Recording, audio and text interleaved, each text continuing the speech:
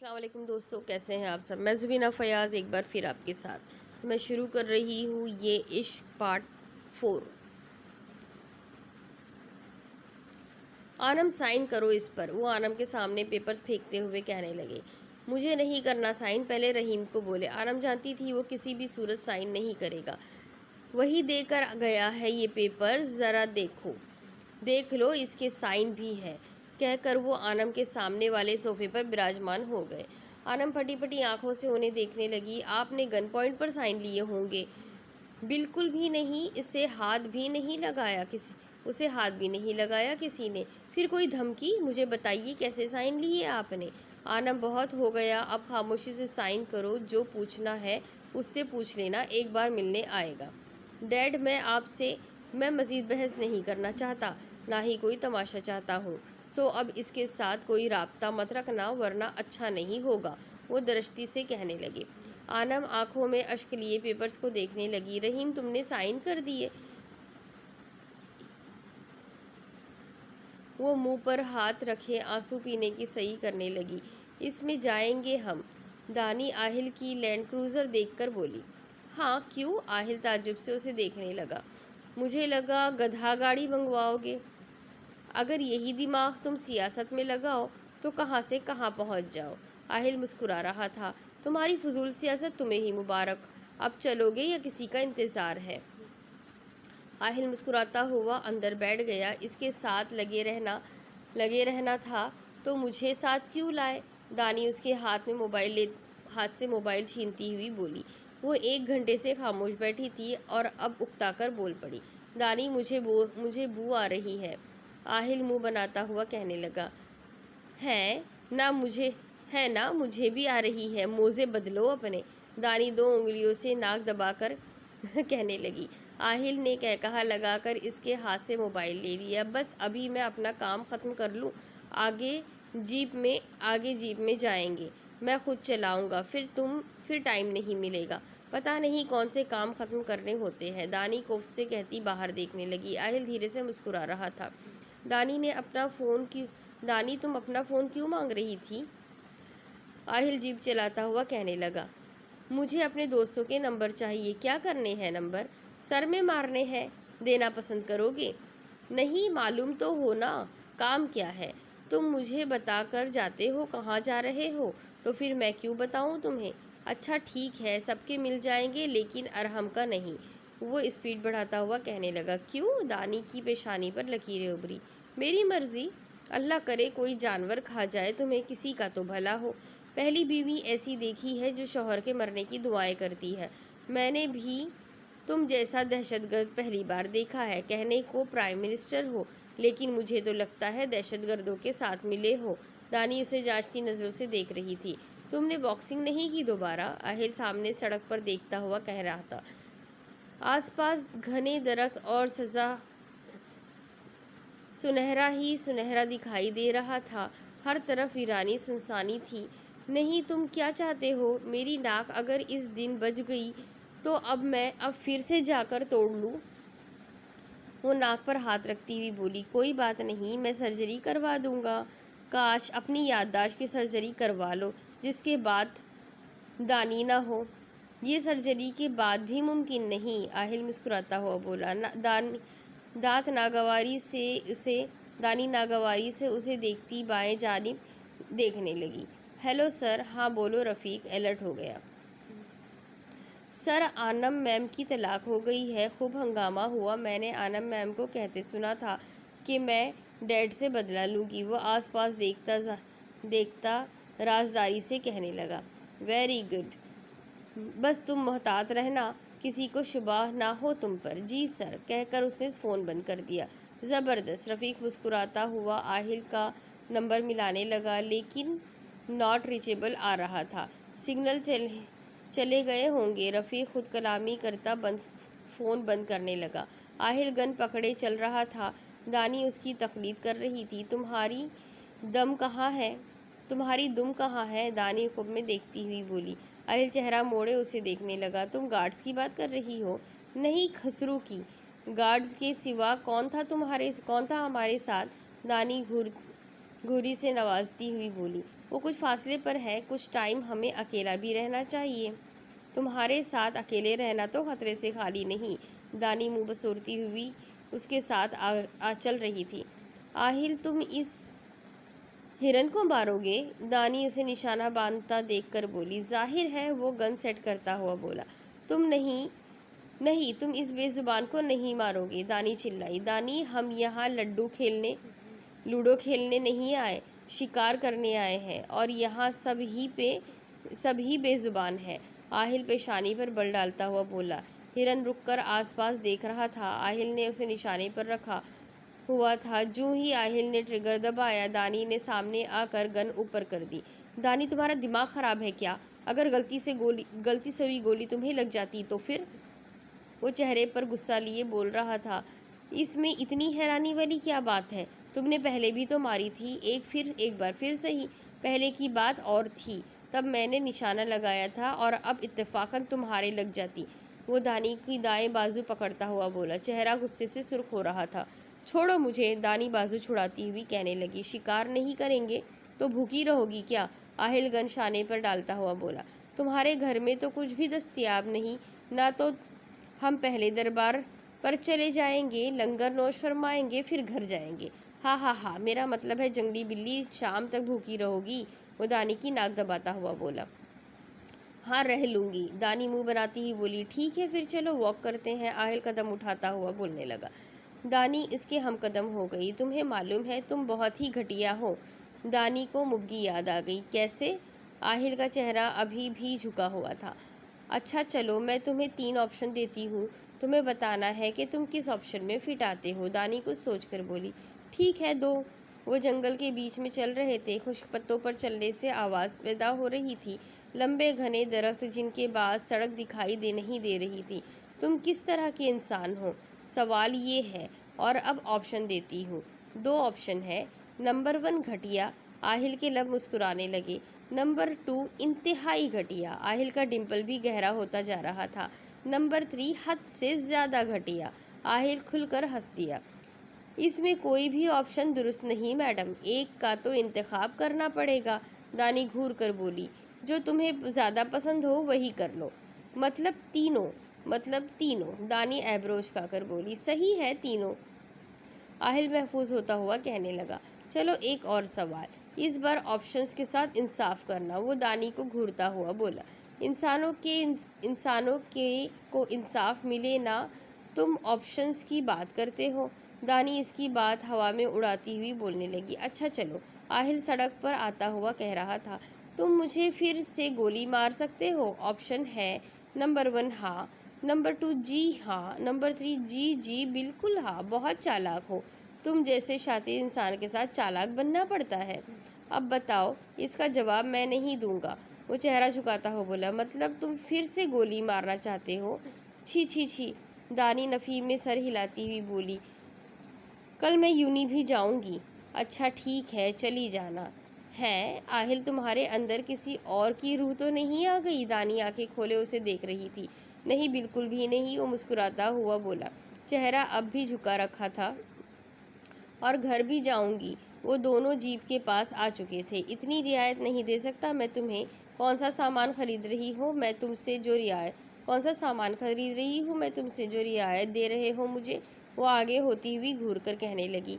आहिल इसकी गर्दन में जगमगाती दानी को देखने लगा। घर बाद में, कल सिर्फ यूनिवर्सिटी। क्या चाहती हो, ये भी कैंसिल कर दूं? दानी मुंह फुलाकर जीप में बैठ गई। गिर गई फिर? वो दानी की ऐन मुकाबिल आ गया। नहीं, कोई पहाड़ जो अगर गिर गई तो बचोगी नहीं। तुम्हें मालूम है कितने कदम उठाए तुमने? नहीं, दानी लाअमली जाहिर करती हुई बोली। इस सड़क से यहाँ तक। वो हस्बे आदत जेब में हाथ डाले खड़ा था। 52। दानी मबहूत सी उसे देखने लगी। तुम ये गिन रहे थे? हाँ, वो धीरे से मुस्कुराया। साइको केस हो तुम पूरे के पूरे। घर चले? थक गई हूँ। आहिल बगौर इसका चेहरा देखता हुआ बोला। हाँ, दानी धीरे से बोली। चलो, वो इशारा करता हुआ बोला। घर चलो, फिर तुम्हें बताऊंगा। दानी दिल ही दिल में बताऊंगी, दानी दिल ही दिल में सोच रही थी। सर, आहिल के घर में दाखिल होते ही रफ़ीक आ गया। हाँ, आहिल चेहरा मोड़कर पूछने लगा। कुछ बात करनी थी आपसे। दानी भी उसके साथ ही रुक गई थी। दानी, तुम कमरे में जाओ, मैं आता हूँ। दानी मुंह बसोरती चलने लगी। हाँ बोलो रफ़ीक। आहिल सोफे पर बैठा हुआ था। सर, आनम जुबैर की तलाक हो गई है। जुबैर ने ज़बरदस्ती तलाक दिलवाई है।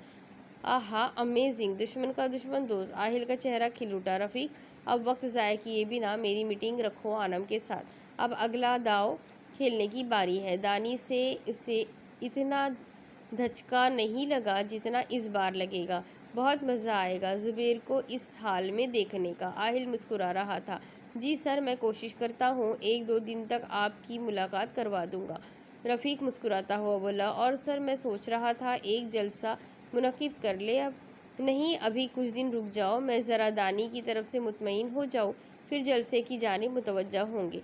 जी सर, ठीक है। और मुलाजिम तनख्वाह बढ़ाने की बात कर रहे थे, उन्हें बोलो नई हुकूमत बनने के बाद। आहिल कहता हुआ खड़ा हो गया। जी सर, ठीक है। आहिल बालों में हाथ फेरता चल दिया। सर, खाना? कुक इसके अकब से बोला। हाँ, खाना ऐसा करो, फ्रूट भेज दो अभी, खाना कुछ देर के बाद भेजना। आहिल चेहरा मोड़े बिना बोलकर चल पड़ा। वो जी सर करता हुआ चल दिया। आहिल कमरे में आया तो दानी बॉक्स देख रही थी।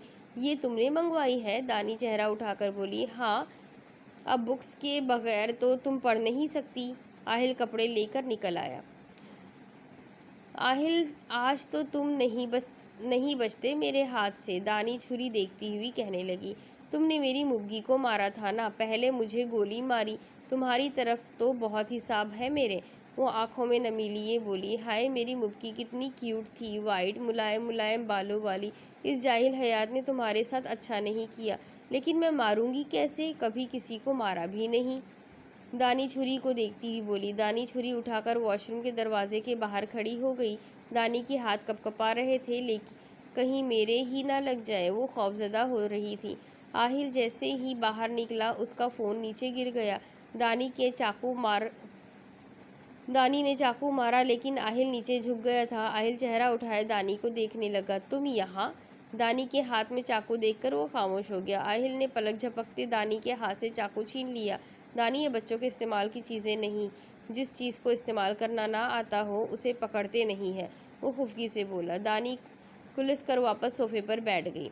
बहुत बुरी बात है। आहिल उसके साथ आ बैठा। दानी की नज़र इसकी दाएं बाजू पर पड़ी, जहाँ टैटू बना हुआ था। कुछ और नहीं, दानी लिखा था। तुम्हें दानी बहुत पसंद है? आहिल उसके चेहरे को देखता फिर अपनी बाजू देखने लगा। आज उसने आधी आस्तीन वाली शर्ट पहनी थी। हाँ, मुझे ये नाम बहुत पसंद है। जैसे तुम्हें मेरा डिम्पल बहुत पसंद है। हाँ, मैं तो जैसे तुम्हारे डिम्पल की खूबसूरती में कसीदे पढ़ती गूंगी हो गई हूँ ना। सूरत हाल तो कुछ ऐसी ही है। दानी खामोश। मैं तुम्हें इसलिए नहीं लाया कि तुम मुझे मारने की प्लानिंग करो। फिर किस लिए लाए हो? ताकि मुझे रोज़ रोज़ कोठे पर ना जाना पड़े। आहिल शरारत से बोला। तुम कोठे पर जाते हो, शर्म नहीं आती? इसमें शर्म वाली कौन सी बात है? वो दानी की शर्ट से अपनी जानिब खींच रहा था। मुझे नींद आई है। दानी इसके तेवर भाप कर बोली। सो जाना, अभी बहुत टाइम है। आहिल दिलचस्पी से उसके चेहरे के उतार चढ़ाव देखने लगा। आज किससे टाइम मांग कर लाए हो? छोड़ो मुझे, छछुंदरों वाली हरकतें मत करो। दानी अपनी शर्ट छुड़वाती खड़ी हो गई। मतलब तुम्हारे आने के बाद भी कोठे पर जाऊं? वो दानी को बेड की जानिब जाता हुआ देखकर बोला। मेरी बला से कोठे पर जाओ या क्लब, मेरा सर मत खाओ। सुबह यूनिवर्सिटी जाना है मैंने, कहकर वो लिहाफ में घुस गई। बहुत बेहिस हो, वो नाराज सा बोला। और तुम गुंडे, मेरी शक्ल देखो, कहाँ से गुंडा लगता हूँ? गुंडे नहीं बल्कि दहशतगर्द। ऐसा लग रहा है दहशतगर्दों के गिरोह ने अगवा कर लिया है। आहिल मुस्कुराता हुआ लैपटॉप उठाकर बैठ गया। दूसरे दिन सुबह। दानी, मैं खुद तुम्हें लेने आऊँगा, और अगर तुमने यूनिवर्सिटी से बाहर कदम भी रखा तो याद रखना तुम्हारा क्या हाल करूँगा। आहिल सख्ती से कहने लगा। दानी नागवारी से देखती गाड़ी से उतर गई। शुक्र है यूनिवर्सिटी तो आई, वरना इस कमीने ने तो अपने घर में कैद कर लिया था। दानिन तुम, मीशू इसके गले लगते हुए बोली। तुम कहाँ गायब हो गई थी? ना तुम्हारा फ़ोन मिल रहा था, ना तुम्हारी मॉम ने कुछ बताया। वो फिक्रमंदी से बोली। यार वो खबीज़ जलील आहिल हयात है कि उसने मुझे अगवा कर लिया था। हाँ, फिर कैसे वापस आई? तावान लिया क्या? हाँ तावान, मैं फ़िलहाल तो निकाह पढ़वाया है। दानी मुंह बनाती हुई बोली। है तावान में निकाह कौन करवाता है? वो हैरान हुए बिना ना रह सकी। वो जाहिल हयात, दानी दांत पीसती हुई बोली। फिर क्या हुआ, मुझे बताओ यार, कितनी इंटरेस्टिंग स्टोरी है। मीशू मज़े से बोली। गोली मारकर निकाह किया है उसने मुझसे। तुम्हें इंटरेस्टिंग लग रही है? दानी चेयर पर बैठती हुई बोलने लगी। अच्छा फिर सब बताओ मुझे, मीशू तजस्सुस से बोली। वाह दानिन, तुम्हें ऐसा आशिक मिला? वो हसरत से बोली। आशिक नहीं, गुंडा है वो। मुंह खोलता है तो सिर्फ धमकियां बाहर निकलती है। ये लॉकेट उसने दिया? मीशू उसकी गर्दन की जीनत बने लॉकेट को देखती हुई कहने लगी।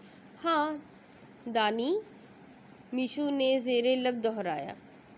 अब इसमें भी तुम्हें दानी बुलाऊंगी? अब से मैं भी तुम्हें दानी बुलाऊंगी? अब तुम इसी के साथ वापस जाओगी?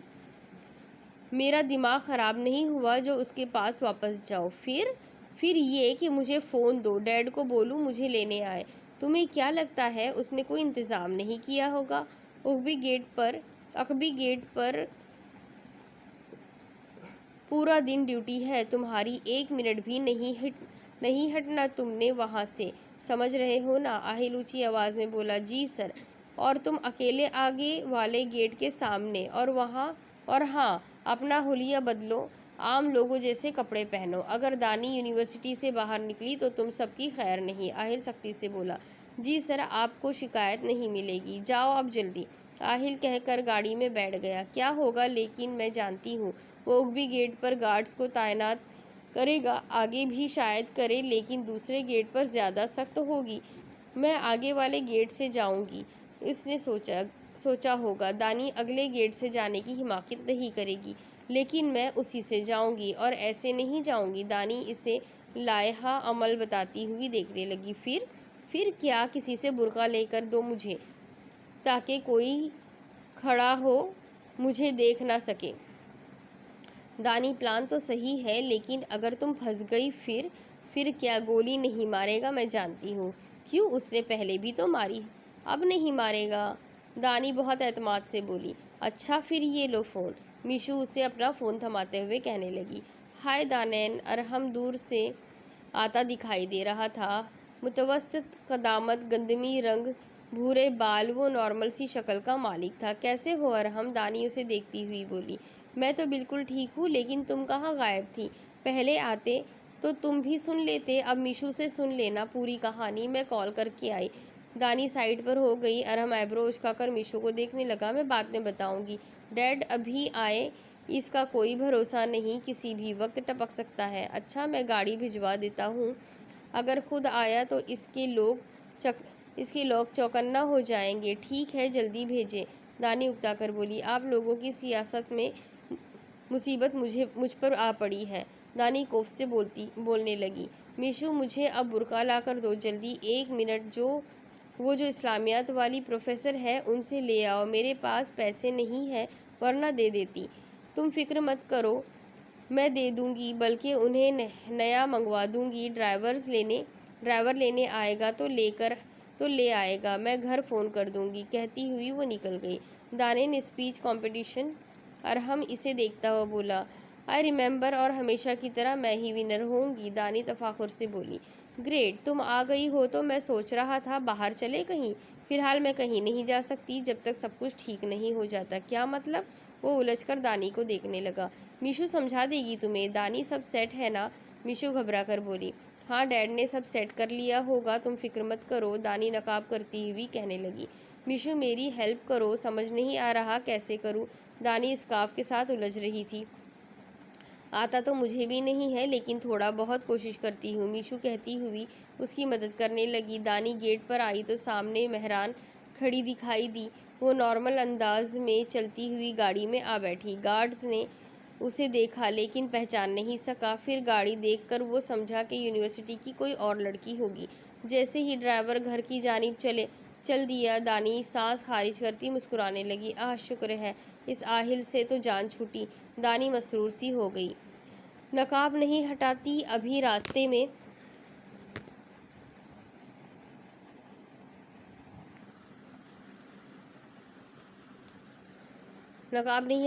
रास्ते में किसी ने देख लिया तो वही ऊद पड़ेगा। दानी ने हाथ नीचे कर लिया। गाड़ी इनके महलनुमा घर के पोर्च में आ रुकी। जुबैर रंधावा वहीं खड़े थे। डैड, दानी खिलखिलाती हुई उनके सीने से आ लगी। मेरी जान, शुक्र है वापस आ गई। जुबैर पुरसुकून हुए। थैंक गॉड उसने मुझे यूं नहीं जाने दिया, वरना न जाने कब तक मुझे अपने घर में मुकीद रखता। दानी मुंह बसोरती उनके साथ चलने लगी। बस ज़्यादा दिन नहीं चलती हुकूमत, फिर चाहे किसी की भी हो। वो बैठते हुए बोले, दानिन तुम आ गई। सानिया इसके गले लगती हुई कहने लगी। आनम कहाँ है? दानी बुर्का उतारती हुई पूछी। अपने कमरे में। इसे मेरे आने की खुशी नहीं हुई? इसके लिए सोग मनाना ज़्यादा अहम है। सानिया मुंह बनाती हुई बोली, कौन सा सोग? उस रहीम से निकाह किया हुआ था मैडम ने। तुम्हारे डैड ने तलाक दिलवा दी है। ओहो। दानी अफसोस से उन्हें देखने लगी। आनम कहाँ जा रही हो? आनम शाने पर बैग डाले बाहर की जानिब निकल रही थी। मैं बताना ज़रूरी नहीं समझती, वो सपाट चेहरे से कहती हुई बाहर निकल गई। किसी को भेजे इसके पीछे। सानिया फिक्रमंदी से बोली, जाने दो, रहीम से मिलने जा रही होगी। मैंने ही इजाज़त दी थी एक बार मिलने की। अच्छा, कहकर सानिया मोबाइल को देखने लगी। मॉम कहाँ? दानी उन्हें खड़ा देखकर बोली। दानिन, मेरी बुकिंग है पार्लर में, मुझे वहीं जाना है, आकर तुमसे बात करूंगी। दानी बस उन्हें देखकर रह गई और चलती बनी। कहाँ गोली मारी थी उसने? जुबैर फिक्रमंदी से बोले। बाजू पर मारी थी, दाएं बाएं बाजू। दानी बाएं बाजू पर हाथ रखती हुई बोली। अब कैसी है? डॉक्टर को बुलाऊं? नहीं, अब बेहतर है। यूनिवर्सिटी जाने से पहले डॉक्टर ने बैंडेज चेंज कर दी थी। जुबैर इस बात में सर हिलाते हुए अपने मोबाइल को देखने लगे। सर? आसिम इसके अकब्बे बोला। हाँ, जुबैर चेहरा मोड़कर देख रहे थे। बात करनी थी। दानिन मैं आता हूँ, कहकर वो ड्राइंग रूम में चले गए। सबको अपने अपने कामों की पड़ी है।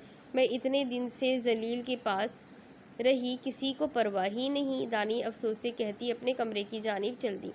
सर, इस वेटर का एक्सीडेंट हो गया है, आसिम बेचारगी से बोला।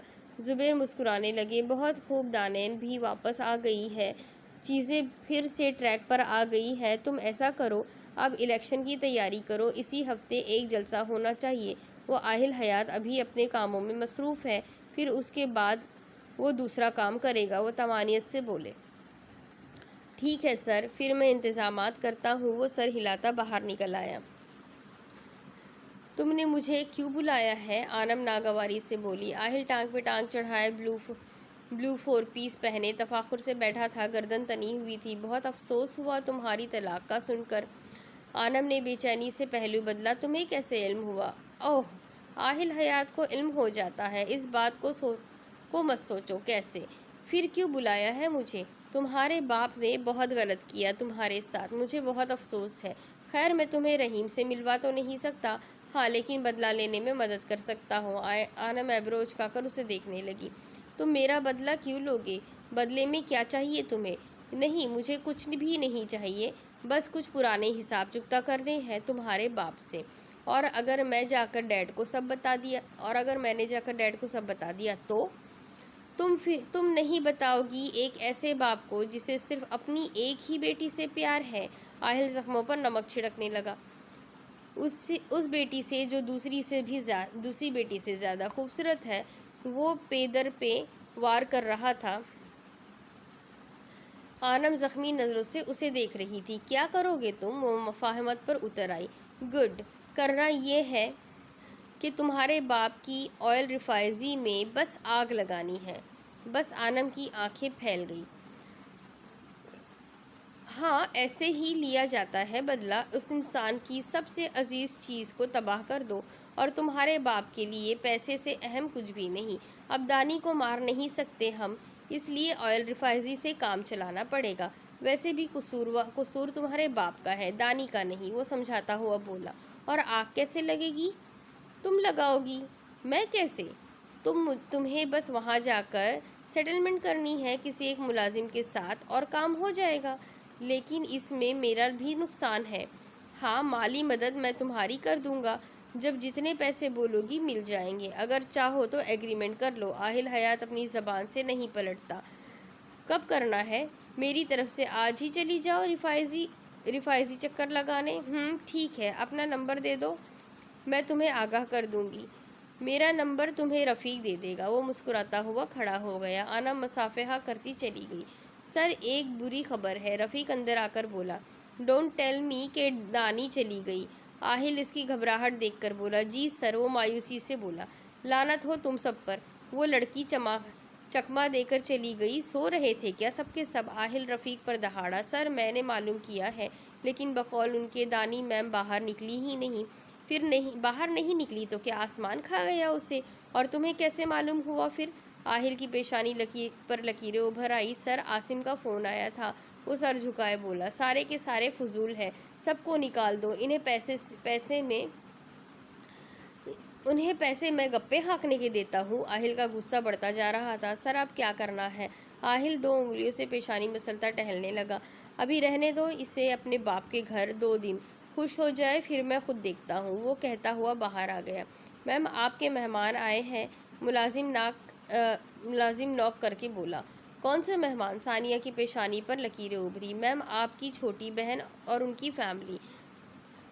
हाँ, अब इन गरीबों से जाकर मिलो। मैं इतना टाइम नहीं है मेरे पास, सानिया मुंह बनाती हुई बोली। अच्छा, तुम ऐसा करो, बोतल वगैरह रखो, मैं आती हूँ। और सुनो, ज़्यादा सामान मत रखना, बस 1-2 चीज़ें रख दो। वो पेशानी पर बल डालती हुई कहने लगी। जी मैम। हाँ, कैसी हो आसिया? सानिया मुंह बनाती हुई आई। मैं ठीक हूँ, तुम कैसी हो? गले मिलते हुए बोली। मैं भी ठीक हूँ, बैठो। कैसी है आनी?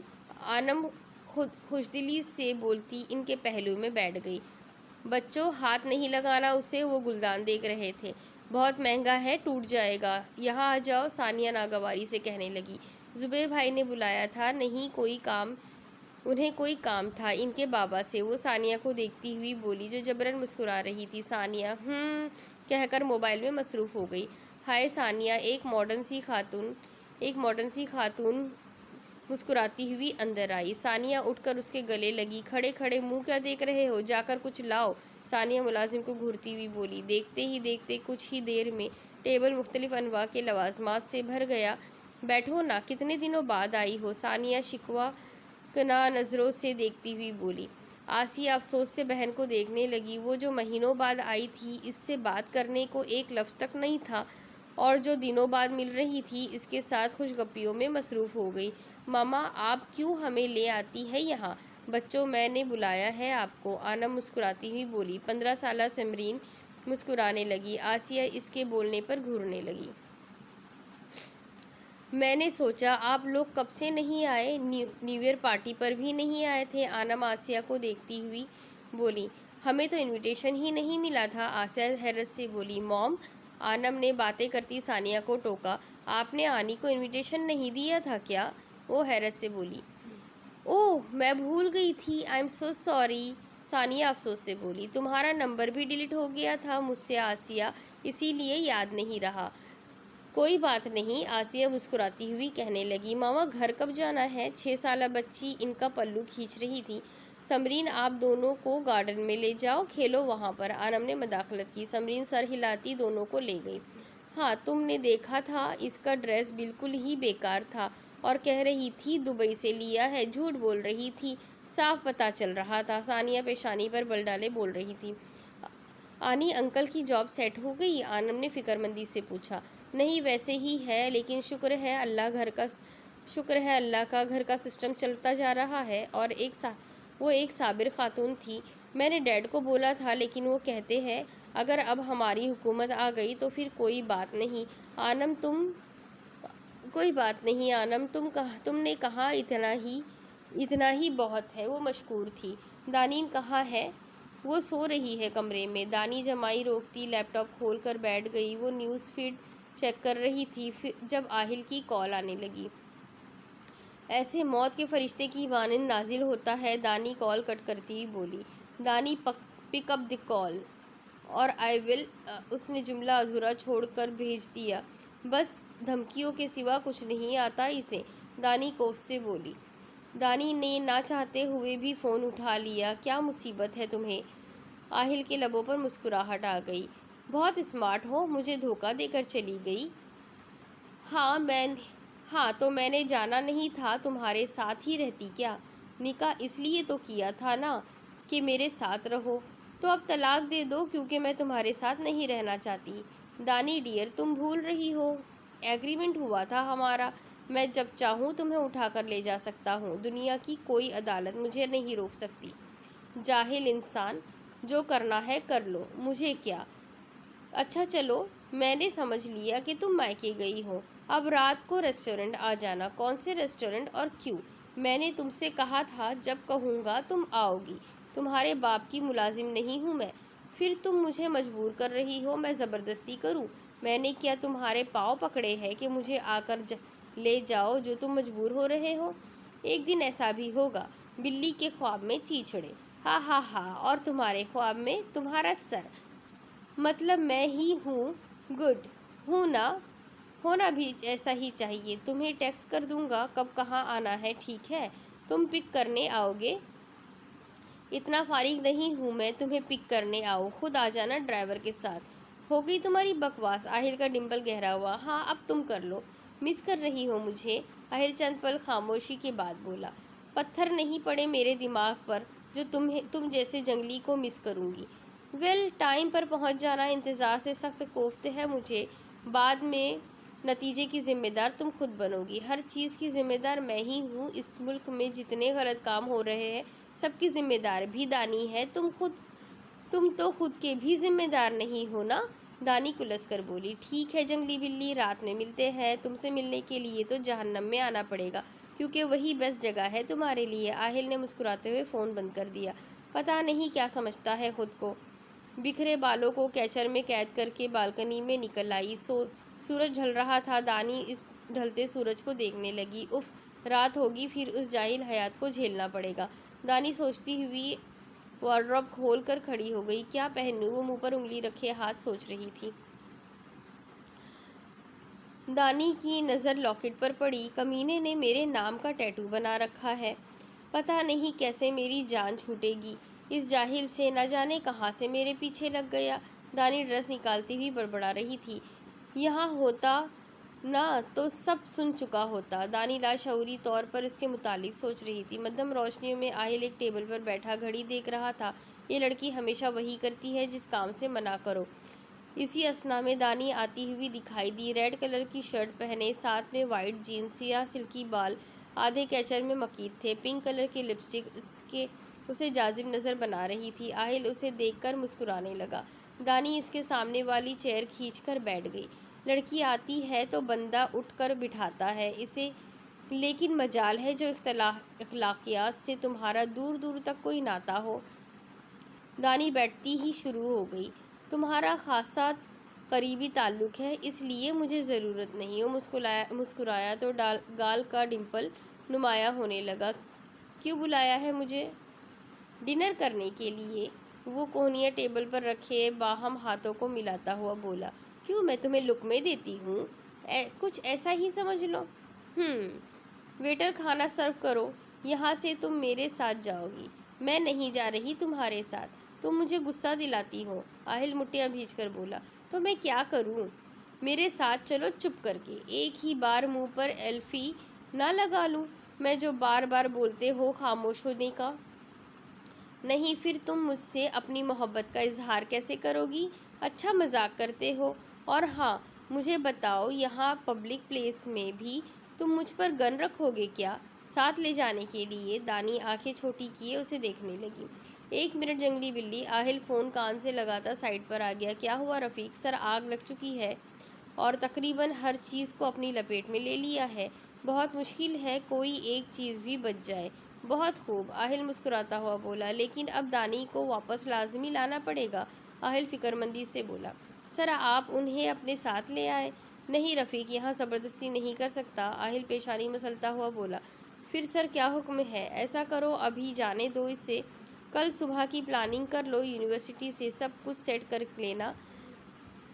कर लेना, मैं कोई इशू अफोर्ड नहीं कर सकता, आहिल सख्ती से बोला। जी सर आप टेंशन मत ले, आहिल फ़ोन बंद करके वापस आ गया। ये रफ़ीक तुम्हारा मशीर ख़ास कम और गर्लफ्रेंड ज़्यादा लगता है, दानी ग्लास लबों से हटाती हुई बोली। तुम्हें जलन होती है? जेलस मेरे दुश्मन। अच्छा ठीक है, फिर तुम घर जा सकती हो, कुछ दिन रह लो, लेकिन आना तो तुम्हें मेरे पास ही है, आहिल टिश्यू से हाथ साफ करता हुआ बोला। तुम्हारी सोच है, जिस दिन मैं वापस आऊँ ना उस दिन मुझसे बात करना। चैलेंज कर रही हो? आहिल महफूज हुआ। जो मर्जी समझ लो, वैसे भी तुम्हें ज़बान से की गई बातें तो समझ नहीं आती, सिर्फ इसला और बारूद की बात समझते हो तुम। घर जाने का टाइम हो गया, उठो। तुम मेरे बाप नहीं हो। बिल्कुल मैं तुम्हारा शौहर हूँ, दानी हंकारा भरती उठ गई। अभी मैंने खाया भी नहीं है, अपने बाप के घर से खा लेना, यकीनन वो तुम्हें लंगर पर नहीं डालता होगा, आहिल ने मुस्कुराकर बोला। वो दोनों एक साथ चल रहे थे। जो ही वो बाहर निकले, मीडिया बेसब्री से आगे आ गए। सर क्या आप दोनों की मंगनी हो गई है? क्या रिश्ता है आपका दानिन ज़ुबैर से? सर ये मुखालिफ पार्टी से है, आपके साथ इनकी मौजूदगी कई सवालों को जन्म दे रही है। आहिल ने एक नज़र दानी पर डाली, जो जी भर कर सबको घूरी से नवाज रही थी, फिर दानी के शाने पर हाथ रख कर मीडिया को देखने लगा। ये मेरी मनकूहा है, आहिल ने गोया धमाका सा कर दिया। दानी समेत सब परेशान रह गए। सर कब हुआ आपका निकाह? क्या आप दोनों ने इल्हाक कर लिया? थैंक यू, आहिल मुस्कुराता हुआ दानी को लिए चलने लगा। गार्ड्स इसके लिए रास्ता बना रहे थे। आहिल तुम्हारा दिमाग सेट है? दानी गाड़ी के पास आकर बोली। बिल्कुल तुम्हारे साथ, वो शरारत से बोला। डूब कर मर जाओ तुम, अब ये मीडिया पागलों की तरह न्यूज़ को चलाएगी तो चला दे, मैंने झूठ नहीं बोला। एन इसी लम्हे एक लड़का दानी के साथ से गुजरा और जाते जाते अपने हाथ से दानी का हाथ पकड़ा। आहिल की नज़र से वो बच न सका। अलबत्ता दानी इसके पिश्त को घूरने लगी। रफ़ीक इस लड़के को साइड पर लेकर जाओ, मैं आ रहा हूँ, आहिल अकब में खड़े रफ़ीक को आहिस्ता आवाज़ में कहकर दानी को देखने लगा। जंगली बिल्ली अब घर जाओ तुम, शाबाश, आहिल उसका मुंह थपथपाता हुआ बोला। दानी काट खाने वाली नज़रों से आहिल को घूर रही थी। सर क्या हुआ? रफ़ीक मुताजिब सा बोला। तुम इस लड़के को साइड पर लगाओ, मैं आ रहा हूँ, आहिल का गुस्सा सातवें आसमान पर था। रफ़ीक किसी बहाने से